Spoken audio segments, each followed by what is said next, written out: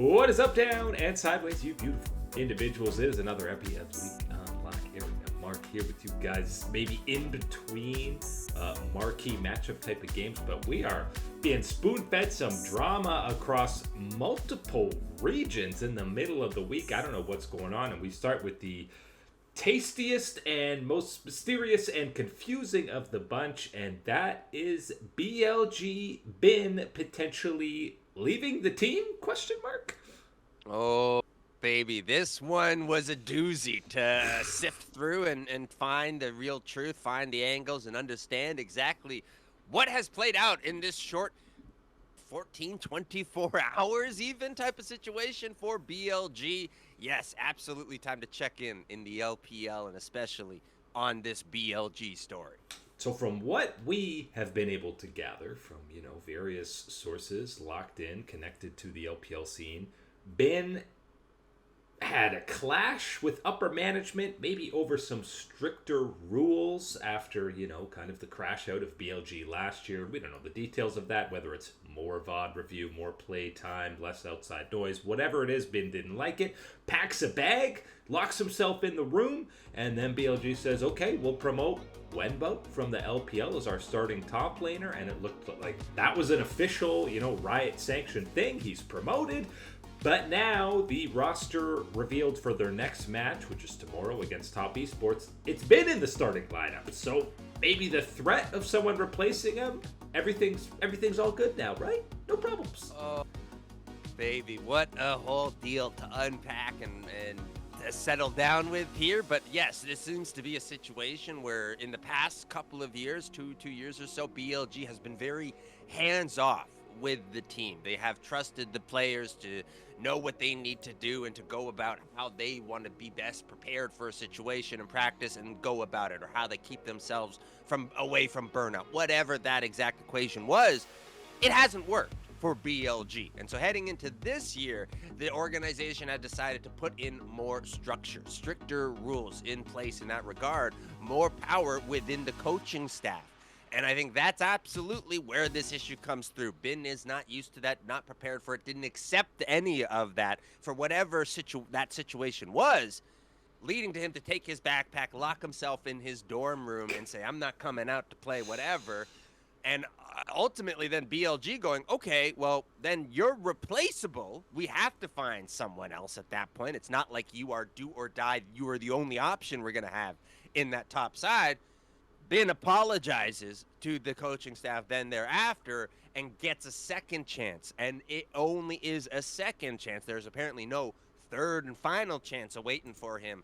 This is it. And now he's back in the starting lineup. Now that is a whole lot of broken down Jenga pieces to sift and sort through. And there's all bunch of opinions and sorts that I can have about Ben on the personal side and this angle from knowing what we do. And again, that's only what we know about this situation type of thing. But what I can tell you, regardless of any other facts that might come through at this point, this is not good for BLG. To have this type of distraction, to have this type of commotion going on behind the scenes when you already need to be at your very best in order to be prepared for what will be not only your challengers throughout the rest of this LPL, but in the LCK and the rest of the world when you get to first stand, if that you are able to accomplish that. BLG, this is a lot of stuff going on, a lot of mess happening with, again, Bin and all these type of things. I don't think this is what Mr. Viper thought he was signing up for heading over to the LPL, and especially with BLG. This is the type of drama that maybe you get around Worlds time. Guys are burnt out, maybe have built up all these things.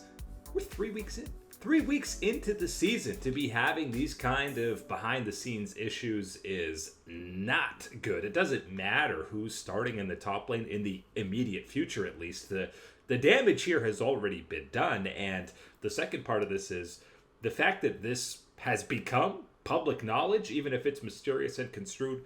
We got a leak on the BLG boat, and that is another issue. If the team was fully locked in together, this would be kept inside and not revealed until, the offseason or something. But the fact that this is splaying all over the place on full display, again, so early in the year, I'm seeing some red flags pop up for BLG. Yeah, no, I mean, absolutely. I think fumbled and bumbled by all parties in regards to this one with BLG. I think Bin, of course, some immaturity involved in that situation. Again, outside looking in type of one, but understanding he is a young person. This is something that you can see these type of situations, or kerfluffles. You have them in traditional sports as well with young players that are maturing, these type of things and everything else. I can tell you from those situations, no matter how fast that problem gets resolved, it doesn't end up in a successful year almost 99% of the times for both the player and the organization. So, absolutely sounding off a lot of the alarm bells that were seemingly going okay towards the earlier part of this year for BLG. And out of nowhere, we've hit a mega bump in the road. And obviously now, whoever starts their next match against Top Esports and whenever Bin is back on the Rift, that individual performance is going to be heavily scrutinized. And listen, he's been much better to start this year than a lot of the times in 2025. But obviously the off the Rift stuff is harder to recover from, and the LPL's messy in more ways than one. On the Rift as well, we got to see more of this circle of suck within the LPL, where you had Weibo taking yet another game, another series from JDG, and, BLG's drama at the top just adds to this whole thing of there being turmoil in the LPL. You think JDG should be the premier team, taking down BLG twice, but now all of a sudden they're 0-2 against Weibo. Which I'm just calling it the Weibo magic at this point. Yeah, I'm not that's convinced fair. it's anything more substantial in both aspects, where that's Weibo being more of a contender in the LPL. And it was Xiaohu's birthday, so extra buff today for him. So, and again, one of those things that we have talked about with Weibo is if we are going to see them be a real contender and not a pretender, is having Xiaohu have these levels of performances. So I'll give that credit over to Weibo. I think this was just a down day, a bad day, some mistakes coming through, some learning points for what is this JDG team that to me is going to eventually be the one that proves themselves out to be a top tier, if not the top option within the LPL. So I view this one, again, very different compared to the massive bump in the road that you have now come across from off-riff stuff with BLG. I think this is just a regular old speed bump that you might come across as you're looking at this one on the side of JDG. At least neither of these squads are feuding amongst the players at the moment. And it was, a messy series across, but JJ did have a fantastic series, ended up picking up both MVPs. So as much as we're memeing on the Circle of Suck, it was a good series out of Weibo, and now they got the same record as JDG at 4-3. And for JJ to have these performances is important when you are looking at this one for Weibo on that side, because, again, he is someone that can rise up to that level, can be a difference maker within the LPL. And if Weibo is going to be a factor, that's going to be part of it. Now, with JDG, I think when you are looking on that side, you're talking about, of course, Hong Q is someone that we always like to check in with. I thought he was more or less okay, but still a little bit pedestrian from him on the day. I think the problem mostly was really up in that top side, I think, was where you got taken advantage of a little bit too much in this series. Yeah, Xiaohu, probably his worst series of the year, at least, that he's had on JDG. LCK also has a little bit of drama before we get into, the by the numbers type of things. We did have another series that was anything but clean. We're in the best of 5 era, the super week that this LCK Cup is deeming it. BNK does get the win against the DN Supers. Diable has 2 sides of the spectrum, some pop-off, highlight reel plays as he does in every series, and, also getting a little too hypey on some of the Lucian games. There were throws on both sides throughout this series. Yeah, that's an important part to keep track of, and certainly one of these ones where you can understand that, yes, this was good enough on the day for the BNK to get by the DN Supers. This isn't going to be good enough to get by the rest of the squads that will be remaining, that will be at a higher tier than this in the LCK Cup that is remaining. So that's absolutely a good checking point for it. And yes, Diable was able to be on both sides of that coin. A little bit part of the cost on your team in these situations and why it's not going as well as you wanted, and also the reason why your team is the one still standing at the end of this day and stepping away from it. So absolutely got to give some credit over there. And I will give a little bit of leeway. It felt like a loosey-goosey kind of series that BNK maybe knew they were going to win and, didn't have the strings pulled as tight as you might against a top-tier matchup in the LCK. But the real drama on the LCK is this format, the LCK Cup, and now you've even had the GOAT Faker chime in and say, not sure this format even makes sense, which means, Riot and the LCK will chalk it up, change it completely for 2027, but we are now guaranteed either a scenario where a 5-0 T1 will have to go through the play-in stage because their game score is not as good as a potential 5-0 Gen G, or you will have one of KT or Hanwha Life not just missing playoffs, missing play-ins, eliminated from this split, which speaks to, well, is this format just a meme? Yeah, I think so. I think that has to be the answer that everyone is stepping away with at this point, and especially with the unkillable Demon King Faker stepping up and questioning this format as well. Going to bring a lot of attention to it, and I think at this point it's one of those ones where the novelty is interesting. It is something that you wanted to see experimented and played out, but we've seen it played out now 2 times, and both times have left us with problems, with questions as far as how we ended up here. And that's, I think, where you then can fully point the fingers at the formatting and it not being enough to facilitate the type of competitive structure that we want to have in this split, at least, or up to the level that it has to be in the LCK when you have teams like this. So certainly that's going to be a disappointment. I will give them some type of credit. There is at least a little bit of a safety clause out within the play-in stage format that you're not going to have one that we had last year where it is T1 and Hanwha Life, and you just, that's it, one and done, and one to use here and one to use not in type of situation. So that's, I guess, a little bit better in this one, but I still think overall what we have seen from last year, what we are seeing this year, and the issues with it and everything else, I don't see it all of a sudden just being, oh, well, it's going to be different next year with maybe 1 or 2 changes. No, this is a format that does need to be done, dusted, and retired. And how about potentially both T1 and Hanwha, again, being the recipients of this wacky format? The one forgivable thing, maybe the savior of the format, you say, well, the Baron group, they chose the draft order. They picked Nongshim over BNK. Maybe if BNK is on this group, things are a little different. But now we're sitting with the Nongshim KT match being so unbelievably important because if KT wins, then okay, Elder's winning this whole made-up group, which means the Bros will be the ones going home and T1 likely will be in the play-in stage. And if Nongshim wins, well, then we get drama where maybe DK can get an upset, maybe Hanwha Life can get one, blah, blah, blah. But the matchup on Friday is kind of the way to get things rolling. And if you're the script writers, you really want Nongshim to win just for the drama.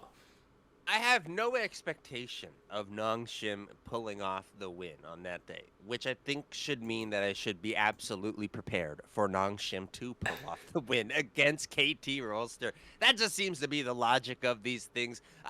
Again, fully expectations are that it will go KT's way and everything will sort itself out the way that we expect it to here with these groups. If that doesn't happen, yeah, you're right. We've absolutely got ourselves some bonanza happening in the LCK at that point when things get involved, if Nongshim is able to get this win. But how about now, the LPL, you kind of play the same team so many times over and over. The LCK, there's a lot of issues with this format. LEC are best of ones. We're in a timeline where the LCS might have the best format for this split, which is something I never thought I would say. I didn't think so either, and I will be cautious and say I want to let another week or two of the LCS go on until I make that type of equation, make that type of conclusion at the end of it. But yeah, I think looking at the LCK, the problems that we, of course, have just gone over with this Team Baron, Team Elder group. Obviously, you look at the LPL as well, and there's not exactly a resounding, yes, this is my absolute favorite of the format from either the players or the fans in that situation. You go to the LEC, oh my goodness, best of ones, sure, the product is fine, but best of ones, that is absolutely as bottom barrel as it gets at this point, really, in my eyes. And in some of these ones, you would have taken a tie, a 2-game series between most of these teams, as opposed to stepping away only with that one game. You look towards the LCS, and yes, we're delivering you the 3 games, soon to be best of 5 in these situations.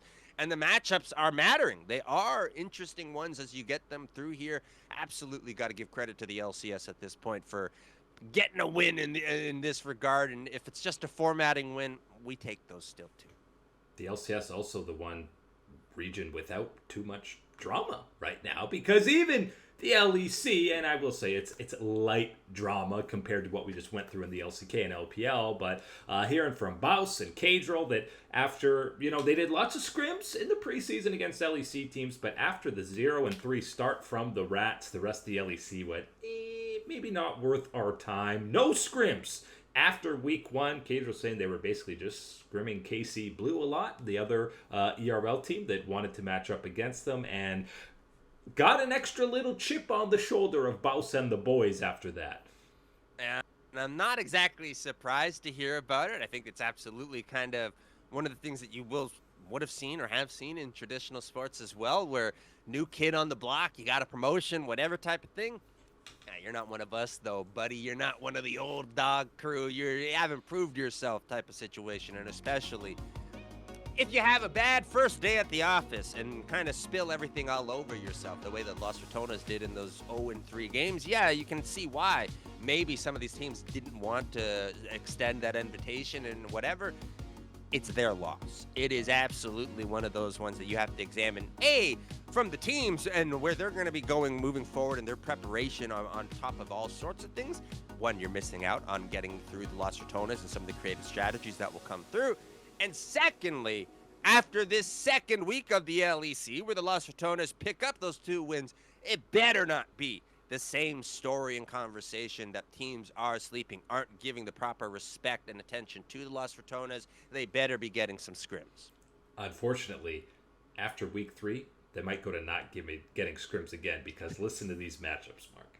They are playing Movistar Koi, G2 Esports, and Navi. Now, Navi's 4-2 and been a surprise start here as well, so that's looking like an 0-3. I think if they could even pick up a single win out of those 3, you'll be feeling good. You're going to need some leveling up, and that's going to have to continue the trend that we have seen from week 1 to week 2, and especially when I'm talking about Velya in the jungle and his comfort level, right? His ability to be performing at what he should, not at a lower level because of the stress, the environment, and the pressures that will be there being on that main LEC stage.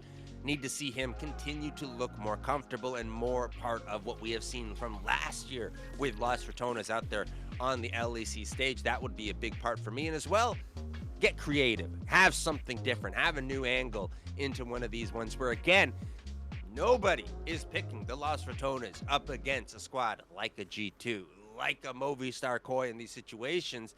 Absolutely come swinging with your best shot, your most creative shot in some of these situations would be some of the angles that I would like to see the Rats take this week. And, Cadril had a good point that it's not just the power level teams maybe don't like scrimming them. It's because, number one, what Baus plays in the top lane, they're like, I'm not going to actually play against this. Why am I practicing against this dude's Volley Bear and Vi top? This isn't like real actual practice. So I do understand some angles from the LEC. But even if they go winless the rest of the way, look at the impact that the fandom of this squad has had, even if they're not a top tier team in the LCK, or LEC. Definitely not the LCK.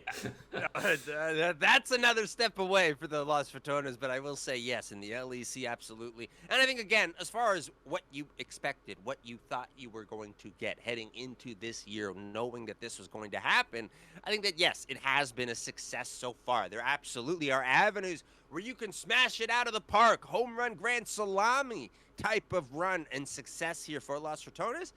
But that would be the miracle run through this week for sure. And so, yes, it is absolutely the gauntlet week for Los Ratones this time around.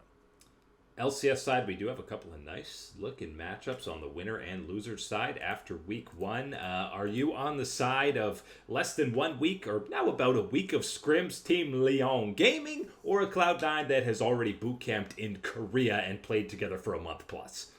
I'm taking Cloud9. I already stuck with Cloud9 coming away from the Kespa Cup, knowing that I felt, again, good about the opportunity to improve, to take those lessons and start to really find what is going to be the base you want to build from as this iteration of Cloud9.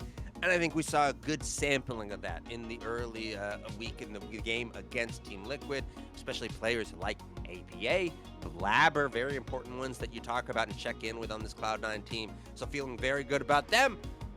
And then on the other side is the on-gaming, though, is the great check mark in all that regard, because, yes, you're going to have your boy Inspired out there in the jungle, which is certainly going to be a different task for this new resurgent Blabber, I will say, for Cloud9. And then on the loser side, one of Team Liquid or Shopify Rebellion are going to be sitting in that 0-2 bracket. Which one of them is going to terrify other 0-2 teams to match up against? That's going to be real scary. I think it's going to be Team Liquid, though, that will get the advantage. They will get the win in this series. It's hard to envision. I think unless you're really finding that in this week that we've had between here in the matches, that Zynie and the rest of Shopify Rebellion have really started to gel and figure out their synergy and how they want to approach things. I don't think it's going to be that soon for this roster. So absolutely, I envision them having a struggle with what will be another top-tier matchup against Team Liquid. I mean, with the Swiss stage format, you're still alive at 0-2. You just have a longer journey to get up to I think it's 2 wins to kind of advance. But Zynie is going to need a level up, obviously going against Quid. But either of these squads against what are kind of the bottom 4 LCS squads, Dignitas, Team Sentinels, should be no problem, even at 0-2. It shouldn't be, but again, you never know in anywhere, but never mind the LCS of all regions in this type of situation in this year. I think when you're looking at the Team Liquid and Shopify matchup, though, I think one of the angles as well is Fudge. Fudge needs to be better for Shopify in this matchup, because if he's not, he's going to get eaten for lunch from your boy, Mr. Morgan, the Lord in the top side from the LCK coming on through. I think he is going to be primed for a big matchup if Fudge is not up to the task. Bow down to the Lord as he makes his NA Week 2 debut. Some nice matchups across the board in the LCS, but that is it today for Liga Unlock. Eric and Mark here with you, Absolute Stunners.